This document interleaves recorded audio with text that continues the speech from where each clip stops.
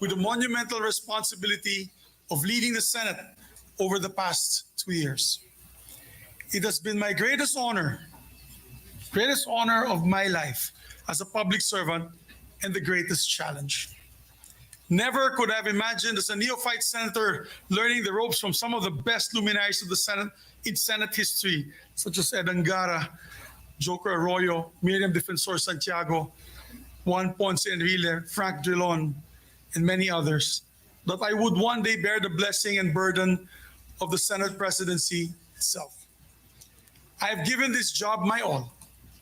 Not only have I maintained my untarnished record as a public servant and my streak of perfect attendance since 1998, but I have also done my best to rise to the occasion as a leader responsible for this entire institution and everyone under its care. Today, I look back on these 2 years with immense pride on what the Senate has accomplished and stood for under my leadership. In these 2 years, we have legislated with an eye towards progress and a heart for service. We have spearheaded landmark measures as the Public-Private Partnership Code, the Maharlika Investment Fund, the Internet Transactions Act, the Real Property Valuation Assessment Reform Act, the LGU Income Classification Act, and the Anti-Financial Scamming Act, and many, many other measures that bring a more dynamic economic landscape and create more jobs and opportunities for our people. On the table, we have more economic measures that we expect to pass soon. Primarily the Create More and the new Government Procurement Act. Our first year was led by our mission of national reconstruction. We had to look inwards to assess what we lost during the pandemic and build solutions from there. But in our second year, we could afford to stretch our necks out a bit more, and we could look outward and explore opportunities for bilateral and multilateral cooperation. We could afford to reach out to establish stronger presence on the global stage. In a historic move, we've never had this man or that level of leadership from Japan. We called the joint session to hear an address from Japanese Prime Minister Kishida Fumio. It was us, our dear colleagues, who invited him to address the joint session of Congress in our trip to Japan. And we had the honor of listening to a message from the former Senate UN Secretary General Ban Ki-moon in this very hall at the invitation of this Senate. In each of all these exchanges, we were able to advocate for better conditions and opportunities for Filipino workers abroad. And we're able to explore possibilities in defense cooperation, trade agreements, academic and cultural exchanges, agricultural partnerships towards a more globally involved Philippines. Last year, the Senate successfully hosted the 31st annual meeting of the ASEAN Pacific Parliamentary Forum, a move that allowed us to strengthen our bilateral and multilateral relationships and tell the world that we are here, ready to partner in progress alongside the rest of the democratic world. We work to secure peace in the region so we can protect our fisher folk and their livelihood here on our waters. We reached out to draw investors in so we can create more jobs for our people. Sa huli, iuwi natin lahat ng ating ginagawa para sa bayan at para sa taong bayan. While we work on hitting the goal of becoming an upper middle class income economy in the next few years, we also know that ultimately, development is not just about GDP growth. Walang tunay na kaunlaran hanggat may Pilipinong namamatay sa gutom o sa kawalan ng serbisyong medikal. Walang tunay na kaunlaran hanggat may mga kabataan tumitigil sa pag-aaral para magtrabaho para sa kanilang mga pamilya. Walang tunay na kaunlaran hanggat hindi matatanggap o natatanggap ng manggagawang Pilipino ang disenteng sahod. Senate President or not, I will continue to push for the welfare of our laborers until they receive decent wages that they deserve. The Senate has also been a committed partner to the armed forces of the Philippines and the Coast Guard in defending the nation. No Senate has been more outspoken in opposing foreign aggression than the one that sits today. And lest we be accused of being all talk, let me assure you that this Senate has been working hand in hand with the armed forces and the Coast Guard in making necessary budget allocations for the procurement of maritime assets, arms, and defense systems. Lagi ko nga pong sinasabi, hindi nagkukulang sa puso at tapang ating mga sundalo at miyembro ng Coast Guard. Kailangan lang tapatan natin ang tamang mga kagamitan at mga sasakyan pagpandagat at panghimpapawid para tulungan silang ipaglaban ng ating bansa. Of course, none of these measures and budgetary allocations would have reached the President's table without the vital work of our Senate employees. I want to thank from the bottom of my heart the members of the Office of the Secretary, Secretary Ray Bantug, Legislative, Administrative, and Finance Services, of course, Attorney Mavic,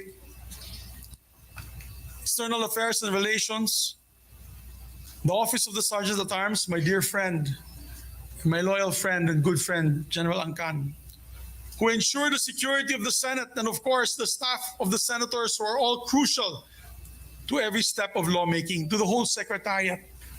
Mabuhay po kayong lahat. I love you guys, you know that.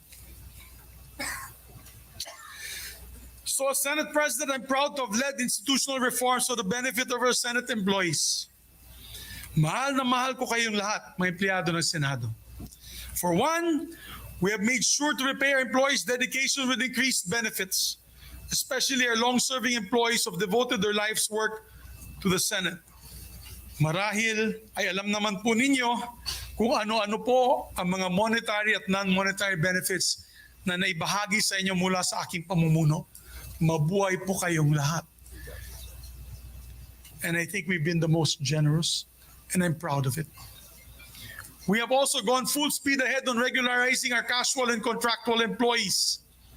So many of our employees, particularly the hardworking folks in the Office of the Sergeant at Arms, sa OSA, are just one step away from being regularized. Tinutulungan po natin sila pumasa ng civil service exam para matulungan po natin sila sa prosesong ito. By taking care of our own, the Senate has been able to perform better, supported as we are by the great work of our Senate employees. I salute each and every one of you for the job that you do. We are nothing without you.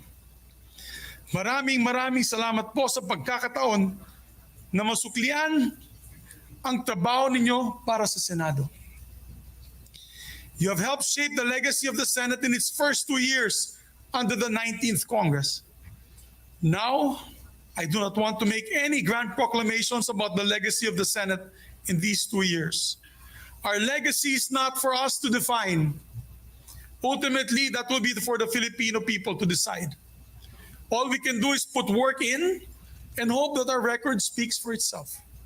And the record, I'm happy to say, has been met with approval. Under our leadership, the Senate has seen some of the best approval and satisfaction ratings in recent history, going back to 1988. Napakalaking karangalan po ito at nabigyan po kami ng lakas ng loob na lalo pang pagbutihin ang serbisyo natin dito sa Senado. As Senate President, I look back on these 2 years with immense pride over what the Senate has accomplished and stood for under my leadership. We have been bold and courageous as a Senate, unafraid to call out injustice where we see it, whether in our sovereign seas or within our own government. We have been fair-minded and truth-driven in the Senate, despite the political noise that often surrounds us. We have been a compassionate Senate, listening to and acting on our people's call for decent jobs, equitable wages, and accessible health care. And we have been a staunchly independent Senate.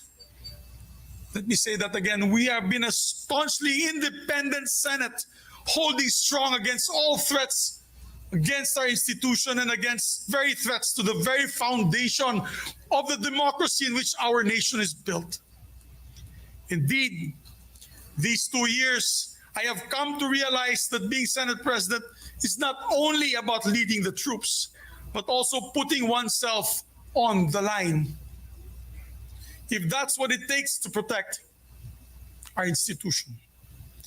And so I have put myself on the line to shield the Senate from all attacks, particularly from efforts to diminish the powers of this institution as the country's last bastion of democracy.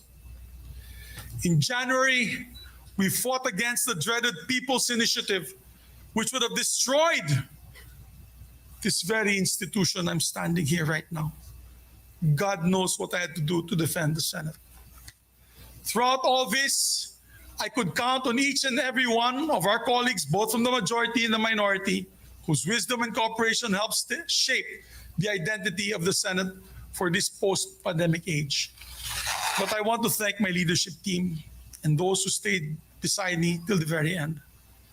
Ma'am Lauren, my Senate President Pro Tem, thank you very much for your loyalty and wisdom. I know many times temptations have been called to you, but you've been steadfast. Maraming salamat, ma'am. True test of character. Maraming salamat. To my dear majority floor leader, pare, thank you for your hard work and dedication. Isa ka sa pinakamasipag nating majority floor leader. Pare, thank you for your friendship till the very end. I love you. You know that. Mahal kita. I will always cherish your support.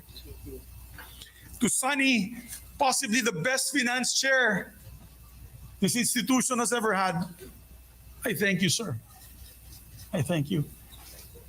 You know, your father was like a father to me. And I'm happy to call you my brother, sir. Senator JV, what can I say?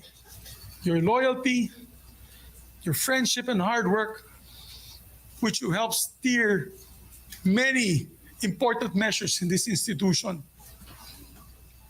Sir, I'm proud to call you my friend. Nancy,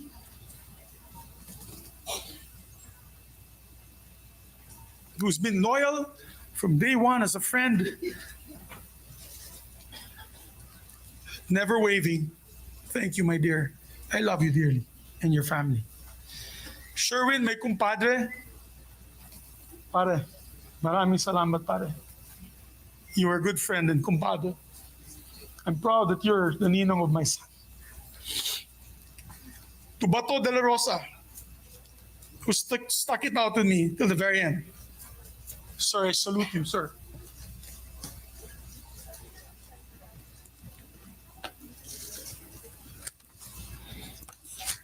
To the others, my dear friends, my heart is broken. I am proud to have led a Senate that's been resolute in protecting our institution, our democracy, and our people.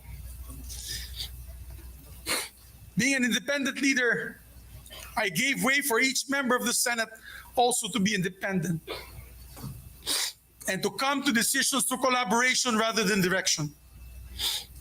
I have never dictated my position on any of you. You know that. I've always supported your independence, which is probably why I faced my demise today. I failed to follow instructions from the powers that be. Simple as that. I've listened to all my colleagues throughout my Senate presidency. And again, I listened to them today. As we head into a new period for the Senate, I fought the good fight. If I've ruffled some feathers in doing so, then so be it. Hindi ko tinanggap ang pagiging Pangulo ng Senado para lang hayaan na bumagsak ito. Today, I offer my resignation as Senate President of the Republic of the Philippines. And upon stepping down, I vow to serve as an independent member of the Senate. My allegiance as ever belonging only to the Filipino people. I leave with my head held high, knowing that I did what is right for the Senate and for the nation. I wish our new leadership the very best, and I pray that they will be steadfast in upholding the independence of this beloved institution. I will remain vigilant to make sure that the traditions and the rules of the Senate will remain steadfast. Once again, maraming salamat po. Mabuhay ang Senado, mabuhay ang Republika ng Pilipinas. Thank you very much, Senate President Juan Miguel Zubiri, for your heartfelt speech. We are grateful for your service to the institution. Thank you for your service to the nation. Thank you for a job well done, Senate President Juan Miguel Zubiri. Session is suspended.